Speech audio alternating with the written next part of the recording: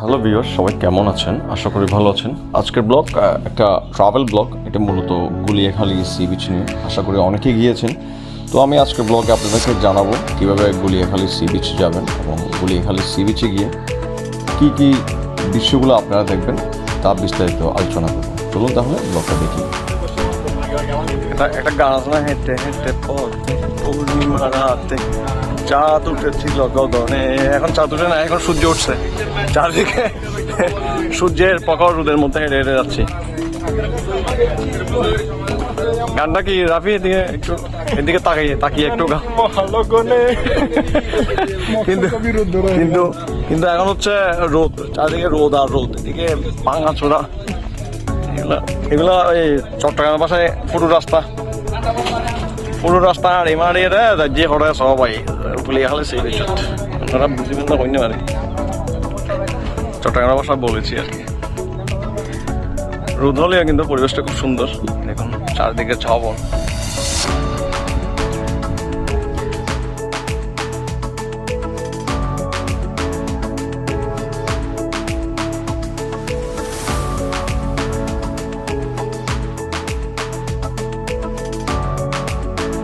তো আমরা বিচের দিকে হেঁটে যাচ্ছিলাম। গাড়ি থেকে নেমে মোটামুটি 10 মিনিটের মতো হাঁটতে হয় আপনি বিচের পাড়ে যাওয়ার জন্য।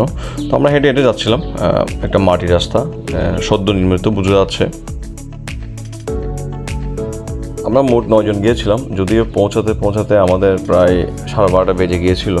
তো আমরা মাটির পথ ধরে হেঁটে যাচ্ছিলাম। আসলে অনেক পর্যটক ইতিমধ্যেই ব্যাক করতেছে। সকালবেলায়ও ভালো একটা পর্যটক গুলিয়াখালী সি বিচে হয়। আমরা মূলত দুইটা টার্গেট নিয়ে গিয়েছিলাম। সকালবেলা গুলিয়াখালী সি বিচে যাব এবং বিকালবেলা আকিলপুর বিচে যাব। গুলিয়াখালী সি বিচ আসলে সব দিকেই আমার সুন্দর লেগেছে, খুবই ভালো লেগেছে। যতটুকু না বিচ সাইড সুন্দর লেগেছে, ঠিক বিপরীত সাইডটাও খুব ভালো লেগেছে। চারদিকে আপনার সুন্দরী গাছের বন, অর্থাৎ যেগুলোকে ঝাবন বলে স্থানীয় ভাষায়, এবং খোলামেলা মাঠ বিশাল। তবে গভর্নমেন্ট চাইলে, বাংলাদেশ পর্যটন কর্পোরেশন চাইলে এখানে রেস্টের ব্যবস্থার জন্য কিছু কটেজ করতে পারে। নির্দিষ্ট ফি দিয়ে যারা রেস্ট নিবে অথবা রাতে থাকার ব্যবস্থা করতে পারলে আমার মনে হয় গুলিয়াখালী সি বিচে আরও অনেক পর্যটক আসতো। যদিও অনেক রোদ ছিল, কিন্তু বাতাসের কারণে আমাদের তেমন গরম অনুভব হয়নি। আসলে ওয়েদারটা খুবই সুন্দর ছিল। রোদের মধ্যে খুব ভালো লাগতেছিল আসলে, কারণ বাতাস ছিল বলে আমাদের তেমন গরমটা অনুভব হয়নি।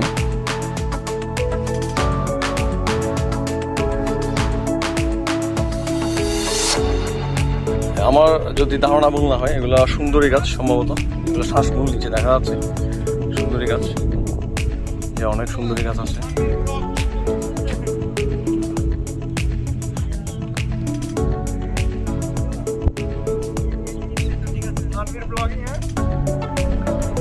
আনিসুজের পেছনে পড়ে গেছে। এখানে আমি আছি, রাফি আছে, তানভীর আছে। তানভীরের অনেক পছন্দের একটা শার্ট গাই দিয়েছে, কারণ gift from is a special person.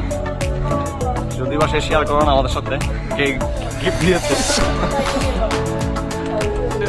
ইতিমধ্যে আমরা চলে এসেছি সেই ভাইরাল যেটা প্লেস, গুলিয়াখালী সি বিচের সেই, অর্থাৎ গর্তের সেই জায়গাটা, যে কিছু সমতল কিছু গর্ত। এখানে খারাপ লাগার কিছু দিক আছে। এখানে হচ্ছে ময়লা ফেলে ময়লা পাকার করেছে। একটা কথা আছে, যদি বা শুনতে খারাপ লাগলে বলতে হয় কুকুরের পেটে নাকি ঘি হজম হয় না।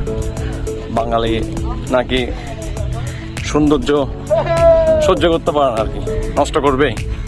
যদি বা শুনতে অনেকের খারাপ লাগতে পারে, তো বলতে হচ্ছে। সেই একটা ছোট মাছ আসছে। এখানে অনেকগুলা দোলনা দেওয়া আছে। কিছু কিছু পরিবর্তন এসেছে গুলিয়াখালী সি বিচে, যেমন এখানে বসার জন্য সিটগুলা দিয়েছে।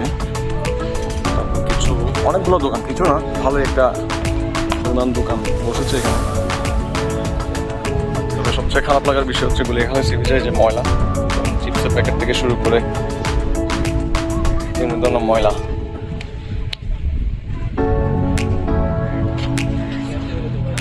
অনেক পর্যটক এসেছে।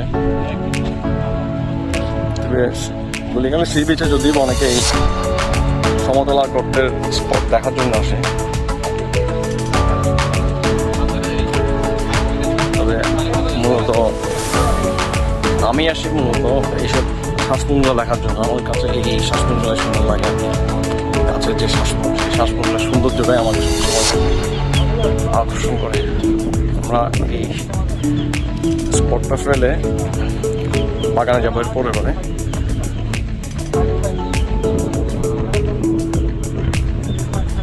ইতিমধ্যে অনেক পর্যটক এসেছে, আমরা এখন বিচের দিকে যাচ্ছি।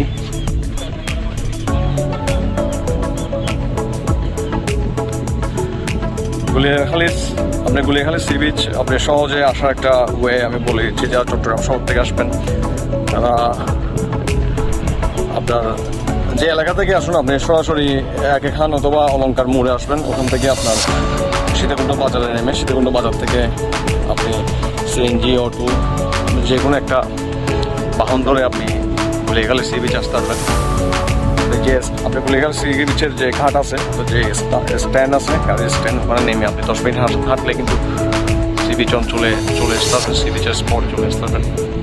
অনেকগুলো পর্যটক আসছে, যার মধ্যে বেশিরভাগই হচ্ছে আপনার ঢাকা থেকে আসা পর্যটক অথবা বাংলাদেশের অন্য অন্য জেলা থেকে। চট্টগ্রাম মানুষ আসা যাওয়া করে, তারপর দেখতেছি কম, এখানে কিছু পর্যটক আছে। একটা বাস দেখায় কি সুন্দর ম্যাগ, আপনার ম্যাগের সেই অপর সৌন্দর্য। এদিকে বিচ, মাশাআল্লাহ খুব সুন্দর একটা এলাকা।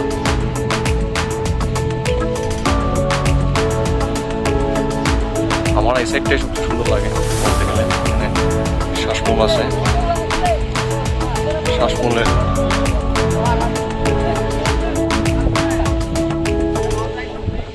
জায়গাটার পাশে বাগান। আমরা বাগানে একটু পরে যাবো, আপনাদেরকে বাগানে সম্পূর্ণ চিত্রটা দেখাবো।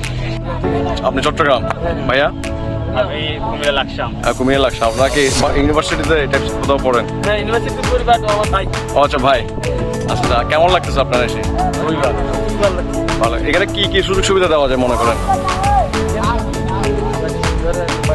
লকার ফেসিলিটি হ্যাঁ, লকার ফেসিলিটিটা সবচেয়ে বেশি আমাদের ভালো লাগতো। আর কোনো স্টে করার কোনো প্লেস থাকলে কি ভালো হইতো? অবশ্যই অবশ্যই, এটা আরো বেশি সুবিধা, কারণ অনেকেই দেখা যাচ্ছে যে দূর জায়গা আসে, এটা জানে না অনেকে। গুলিয়াখালী সি বিচ আছে, যদি একটা পর্যটনের ব্যবস্থা করা যায় তাহলে এখানে আরো পর্যটন মানুষ অবশ্যই আসবে। থ্যাংক ইউ ভাই, থ্যাংক ইউ। সবাই আসছে দেখুন, এখানে সব কাজিনরা মিলে আসছি। এখানে মাঝখানে একটা হুজুর আছে, আনিস হুজুর। সময় কেমন লাগতেছে মুস্তফা? মুস্তফা তোমার কেমন লাগতেছে? আমার লাগতেছে ওটা নিয়ে আমি কনফিউজ হয়ে গেছি। ওটা দ্বীপ নাকি কি? আচ্ছা, ওইটা নিয়ে কনফিউজড। ওইটা একটা দ্বীপ হবে, দ্বীপ না, ওটা মনে করেন একটা এলাকা আর কি, সাগরের মনে হয় এদিকে যে কোনো একটা এলাকা, ওইটা দ্বীপ হইতে পারে। এটা যদিও বা আমি জানি না, রিক্সা নিয়ে যাওয়া যাবে না, ট্রলার নিয়ে যাইতে হবে। গুলিয়াখালী সি বিচের এগুলো হচ্ছে ভাইরাল একটা জায়গা আর কি। অনেক সময় ড্রোন ভিউ থেকে এগুলো সবচেয়ে সুন্দর দেখা যায়। এখানে সবচেয়ে খারাপ দিক হচ্ছে এগুলো ময়লা। এখানে যদি গভর্নমেন্টের কোনো উদ্যোগ থাকে আর কি, গভর্নমেন্টের কোনো উদ্যোগ থাকে, তাহলে এলাকাটা পরিষ্কার পরিচ্ছন্ন থাকলে আরও অনেক পর্যটক আসবে এবং সৌন্দর্যটা আরও বেশি দেখা যাবে। যদি এগুলো ময়লা দেখতে ভালো লাগতেছে না, কারণ পর্যটকরা আসলে তো সৌন্দর্য দেখতে আসলে এসে যদি দেখে পলিথিন, চিপসের প্যাকেট বা নানাবিধ জিনিস, এই যে আপনাদের যারা লাঞ্চ বক্স নিয়ে এসেছে তারা লাঞ্চ করে এখানে ফেলে গেছে, সিগারেটের প্যাকেট থেকে শুরু করে, নাই এমন কিছু নাই আসলে। এই যে দেখুন, এই যে ময়লার ভাগার বানিয়ে রাখছে, এটা একটা হচ্ছে খারাপ লাগার দিক। আমি যখন আমি ইন্টারে পড়তাম 2007-এ, আমি তখন আপনার এসেছিলাম, তখন অনেক ক্লিন ছিল আসলে এলাকাটা, এখন অনেক ময়লা। মাঝখানে একবার এসেছিলাম 2012-এর দিকে, তখনও অনেকটা পরিষ্কার ছিল। এখন হচ্ছে আপনার দেখুন ময়লার ভাগার বানিয়ে রেখেছে, আসলে আমরা জানি না আমরা জাতি হিসেবে কখন সচেতন হব, কিংবা আমাদের স্থাপনাগুলো, আমাদের পর্যটন যে জায়গাগুলো, পর্যটনের যে জায়গাগুলো, সেগুলো কখন আমরা সঠিকভাবে ব্যবহার করতে পারবো জানি না। তবে আরেকটা জিনিস আপনাদেরকে বলতে চাই, যদি বা কোনো ডাস্টবিন নেই, এই জায়গাটা আসলে একটা গ্যাপ বলা যায়। ডাস্টবিন নেই কোথাও, আমি একটা ডাস্টবিন দেখিনি। যদি ডাস্টবিন থাকতো তারপর হয়তো আমি পর্যটক থেকে দোষারোপ করতে পারতাম, কিন্তু কোনো ডাস্টবিন নেই। এটা হচ্ছে সবচেয়ে একটা গ্যাপের জায়গা, এখানে কোনো ডাস্টবিন নেই। খুব সুন্দর একটা জায়গা, মন আপনার ভালো করে দেওয়ার জন্য সব কিছু আছে এখানে। পরিবার, প্রিয়জন, বন্ধু সবাইকে নিয়ে আপনার সময় কাটানোর মতো একটা জায়গা। আপনার এখানে মন ভালো হতে পারত, যদিও অনেক রোদ, কিন্তু আমার গায়ে তেমন রোদ লাগতেছে না। যথেষ্ট বাতাস রয়েছে এবং আবহাওয়া যথেষ্ট শান্ত, ঠান্ডা।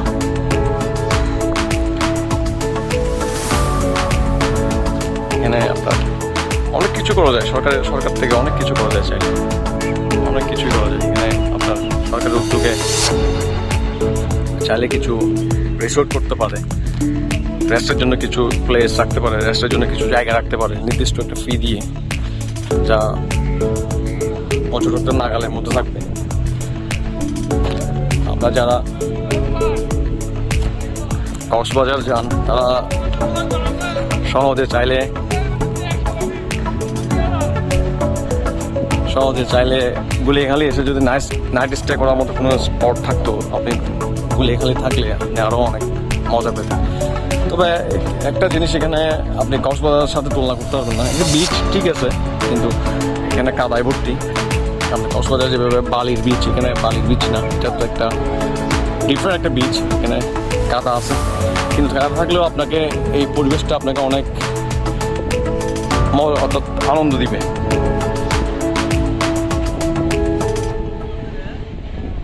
তো আজকে বিচের ব্লগ এখানেই শেষ করছি। আপনি বিচের ব্লগ শেষে আমি আপনাদেরকে অর্থাৎ সীতাকুণ্ডে এসে কোথায় খেয়েছি সেই ব্যাপারে জানাবো।